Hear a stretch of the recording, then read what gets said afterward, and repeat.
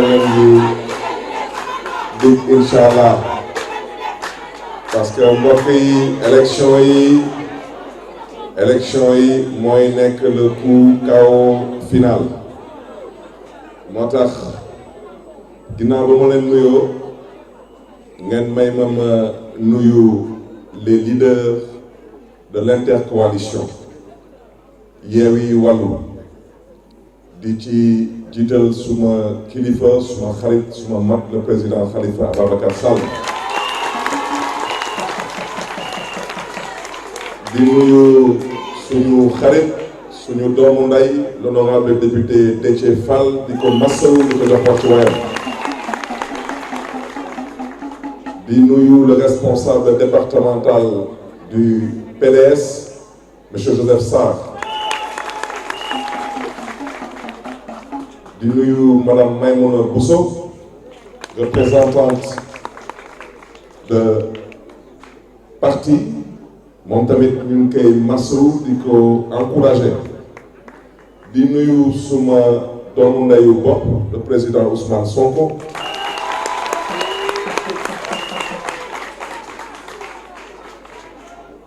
man xam ngeen man da ngeen am lu ngeen may yéene man nag ma am lu may yéene suma kilifa yi moo tax ma ne leen mbokk yi bu leen yàkkamti xeex bi jeexagul dafa am foog nga ni seen tappale yi dañ ko def ñu c'est plié pour eux ils considèrent que dañu éliminer ñëpp ñoom ak seen bëgg-bëgg yàlla ak ay dogalam te yàlla noppi na démb tey soog a ñëw kon nag dama ne mbokk yi gis ngeen suñu leader yi lu ñu namoon ci ñoom mooy ñu nekkoon ay député nekkoon ay président de l'Assemblée nationale da ngeen xam ne lépp ñi seen loxo tey vous pouvez faire de ces leaders des premiers ministres et des ministres de la République te naa leen wax lu tax mën na nekk président Macky Sall bu muy dëpp kees ci 2019 ne moo gagné élection présidentielle dafa amoon ay leaders yu mu tëjoon ci kaso bi ñeneen ñi mu exilé leen génne leen ci dëkk bi mu indi ay tappaleen yu ñuy woowee parrainage jël carte xale yi confisqué carte d'électeur yi 2019 mu ne 58% la gagné ñu dem élection locale BIC rek nee na moo gagné wante de ma baaxee leen pourcentage bi 42% la am ci élection locale yi moom xam na si il est majoritaire ou si il est minoritaire dans ce pays moo tax nous allons nous battre pour que cette cohabitation bu ñëpp namm gis Sénégal mu mën a nekk une réalité parce que mbokk yi wax ci mooy lan trop de pouvoir tue le pouvoir mënu leen jël lépp teg ko ci benn loxo kese mooy bosu président de la République mënul nekk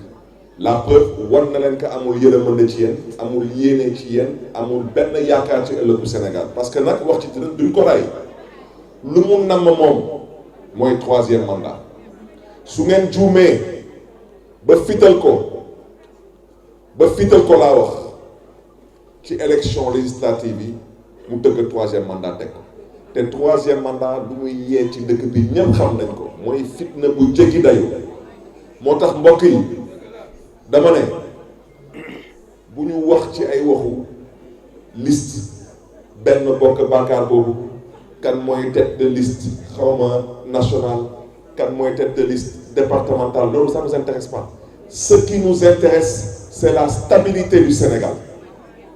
et tey stabilité boobu Macky Sall mu ngi koy foye moo tax les élections législatives du 31 juillet 2022 nous devons d'abord voter contre Macky Sall nous devons ensuite voter contre le projet de troisième mandat de Macky Sall parce que ñun du ñu wax ci waxu 13e législature parce que 13e législature su ñu doon tënk tey bilan ab gàcce leen ci am en tant que peuple xuloo xeex saaga trafic de faux billets jaay passeport diplomatique ak namm tamit dëgëral fii góor jigéen ci dëkk bi waaw nañu wax ci te bañ ko ray na ngeen génne vaar yi na ngeen génne vaar yi dama ne ñoom bëgguñu lett askanu Sénégal bëgguñu firi askanu Sénégal ci mbiru góor jigéen ñun nag suñu yàlla maye ñu toog assemblée nationale dañu fas yéene ci full ak fayda wax ji mu leer parce que Sénégal nu mu tëddee de par son histoire sa culture ses valeurs ak mbiru góor jigéen mënul bonde fii biir Sénégal kon nag ñoom seen wax duñ ko wax yan nag waa Dakar moom wax naa leen lu mu leen yox ba pare nee naa leen liste bu ñu leen proposé ñoom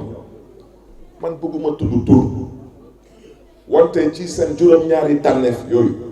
dafa am ci benn pomme de terre bu nëb xason xun waaw nekk nag maamu workat yi ak maami jaami yéen askanu Dakar dama ne workat du leen toogal assemblée nationale jaam du leen fa toogal kon nag dama ne kooku xam ngeen ko kooku su ngeen juumee ba mu xalaat parce que moom mënul dem assemblée moom sax xam na ko wante su ngeen juumee ba mu xalaat mën dem assemblée nationale na ngeen ko déggee noonu moom nee na moom lu ko tax a jóg tey mooy xeex pour que Macky Sall am 3e mandat donc moom dafa bëgg a yee fitna fii bi Dakar dafa bëgg a yee fitna bi Dakar beneen bi nag mooy dañu am ku ñu jiital ñoom mooy seen tête de liste ñun dañuy fal ay député ñun wutuñu ay nit ñuy wëlbatiku di wuti ay remplaçant dama ne ku nekk ci gouvernement su ñu tàbbee député xam nga da ngay démissionner assemblée dem togi gouvernement waaw ñun dañuy wut ay député yu fay toogal Dakar ak askanu Dakar moo tax mbokk yi yenn askanu Dakar na ngeen xàmmee mën a ràññee ñun lu ñu wootee ñun leer na dañuy wootee assemblée de rupture mooy mën a wootee ay loi gis ngeen dund bi nu mu chéré du benn ndogalu yàlla danaa leen jox benn exemple litre gasoil bu ngeen jël suñ leen waxee 800 francs lay jar na ngeen jàpp ni 450 francs yëpp ay taxes loolu mën nañ ko changer ci assemblée nationale gasoil boobu wala essence boobu day am impact ci dund bi parce que dund bi lu ñuy lekk day dugg ci ay oto pour mën a egg ci ay supermarché impact dina am ci suñuy facture de courant ainsi de suite ainsi de suite ainsi de suite ainsi de suite tey lu ñu def tey fële ci hôpital Dantec mais dañuy jaay benn partie hôpital bi ne dañ fay tabax xaw ma lu ñu fay tabax pour tabaxaat beneen hôpital ñun gëmuñu loolu parce que dama ne suñ ko commencé woon depuis jamono Senghor ba tey saa yi bu ñu bëggee tabax tara ñu ne dañuy am lu ñuy jaay ci suuf kon tey dëkk bi du tasiti ci benn suuf ci dëkk bi ñun suñu demee assemblée nationale incha allah dañu fas yéene lijjanti mbiru suuf parce que ce n'est plus normal que ay fonctionnaires kenn faru leen kenn xamu leen ñu nekk seen biir bureau di jël alalu mbooloo bi di ko tongtongee ak di ko fooye suuf day jaar assemblée nationale dañ koy waxtaanee parce que la vérité tey mooy lan mooy dañu nar a tey góorgóorlu ba la vocation des structures comme la SICAP comme les HLM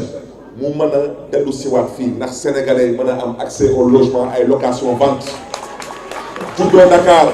yaroo Dakar dëkk Dakar màggee Dakar ñu ne la yow doo mës a am kër fii bi Dakar ngay gis benn fonctionnaire bëgg fi am ay 40 terrain loolu dina fi dakk dama ne mbokk yi dañu bëgg a dem assemblée nationale ginnaaw dund bu cher buñ fay xeex dañu ne éducation bi dinañ ko teg ci yoon xanaa tey le Sénégal am pétrole ak gaz ñuy taxaw di bëgg a sonal nit ñi ak pétrole ak gaz ñun ba ñuy ay tout tànk di màgg foo munti dem biir Sénégal dañ leen ne la richesse du Sénégal ce sont ses ressources humaines mooy doomu aadama mooy alalu Sénégal tey doomu aadama mënatul faju doomu aadama tey mënatul jàng doomu aadama tey mënul lekk ba suur mënul naan ba géex loolu dinañ ko fi xeex mbokk yi bañ a guddal dama ne mbokk yi